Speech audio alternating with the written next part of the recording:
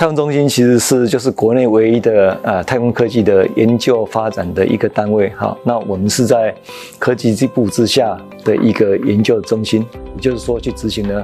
我们国家去这个指派给我们执行的一些的太空科技的长程发展计划啊。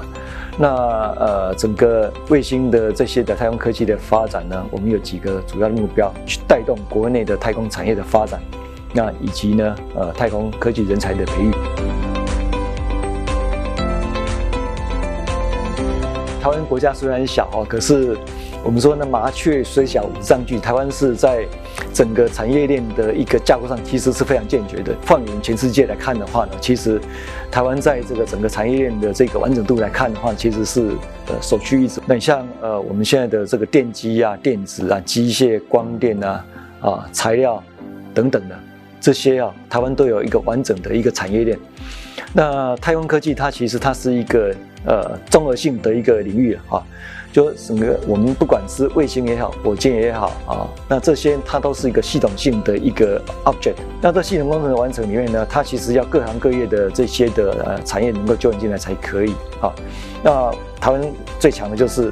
我们有完整的产业链，有电机的。那我们太空上面呢，有需要这些的电机元件，有电子的，太空上需要更多的一些的电子的线路等等的机械这些构件、结构组装、材料、光电元件等等，这都需要的。那这些的系统性的组合呢，台湾事实上在产业里面呢，其实是每一个下游厂商其实都有。我们成立的一个台湾太空产业发展协会，在今年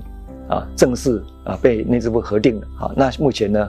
我们有40个团体会员跟一些的个人会员。协会的成立呢，就是要借着太空中心的一个力量，去把国内的产业界把它整合在一起，等于就是目前大家很流行的所谓的国家队的这个概念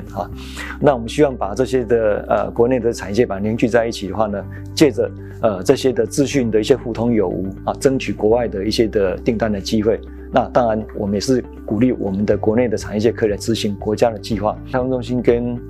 台联大系统，那台联大就包含了交大、清大、中央大学跟阳明大学，还有中正理工学院、台北科技大学、成功大学等等的我们有跟这些学校呢有合开设了太空科技的一个学程那都有我们太空中心的这些有经验的工程师跟研究员呢到学校去授课借着我们工程师的一些经验专业的一些的知识呢，能够传达给同学们，这些都是书本上学不到的。在3级计划执行的时候呢，能够呢也去进行了人才培育的这样的一个工作，把年轻人带到我们的这个太空领域来。这个太空人的这个培育，这个部分其实大家都很有兴趣，包含我自己也非常有兴趣。因为如果有一天可以看到台湾自己有太空人上到国际太空站，我想对大家来说都是一个很兴奋的一件事情。这个部分的话呢，目前太空中心也在努力，我们尝试着跟国外尤其是在美国有去做一些的接触。那希望未来是有机会真的是培育我们的太空人上到国际太空站上面去。那这样的一个想法呢，事实上我之前也跟国航大学中正理工学院这些的这些校长们呢、院长们提过这样的概念。那希望说未来国内有机会的话呢，我们可以促成这样子的一个目标可以完成国家的学员单位去提出呢，未来呢我们国家如果有太空人的话呢，到了国际太空站上面去要做什么样的实验，由他们去拟定这些项目。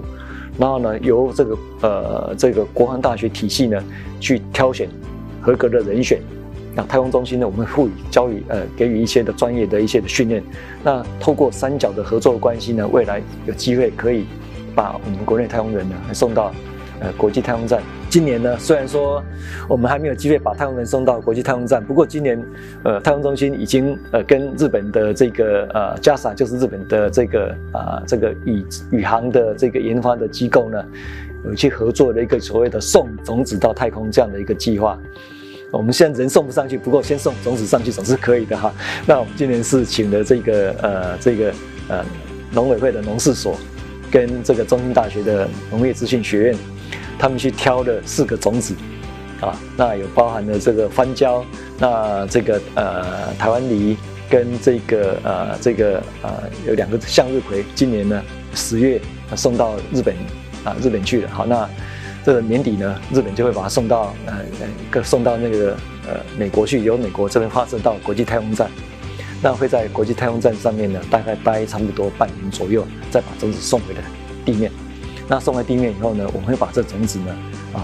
送回去原来的提供这个种子单位，像农事所跟中兴大学。但是呢，这种子呢，我们也会分送给一般的中学、高中，让同学呢也去针对这个太空送回来的种子以后去做一些实验，去观察这种子呢是不是在太空的待了一阵时间以后呢，种子是不是有一些变异等等的。那未来希望有机会可以把太空人真的送到太空上面去，做一些真正这个相关的一些我们有兴趣的一些实验。